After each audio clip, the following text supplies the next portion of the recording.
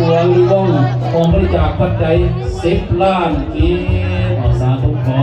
ให้มีแต่ความสุขความเจริญเด้อสุขภาพมั่งมีสุขภาพลำด้วยตลอดไปมีทานมาไล่ท่องกรมศิษย์นางแสงดาราศรีพันดอนของบริจาคปัจจัยล้านกีบสาธุทานนางอรวรรณตรงวิหารของบริจาคปัจจัยในงานบุญครั้งนี้ล้านกีบสาธุทานนางบุญประเสริฐสักดาล้านกีบสาธุทานไส้สงครามวรจิตปอกขอบพัวเนาะอันนี้บอกบริจาคปัจจัยทางสมเด็จคำมงคลเนาะสมเด็จคำมงคลได้บอกบริจาคปัจจัยล้านกีบสาธุขอบพัวทานสติภาพพวิหาร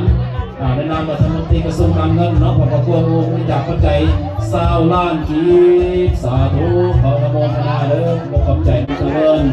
สุขังหนึ่งความเป็นบุญเนาะที่จะส่งบุญหาดวงวิญญาณในสัมปวิหารนี่บริจาคปัจจัยรวมในครั้งนี้สาธุมีทานนั่งสมหวยพัฒนาจำนวนปัจจัยทั้งหมด30 ล้านกีบวันงานตรงนี้ก็มีแต่ความสุขความเจริญสุขังมั่งมีส่วนนั้นเราเป็นนาทีเวียดนามตลอดไปโมทนาบุญต่อยอดในครั้งนี้ปัจจัยทั้งหมด10 ล้านกี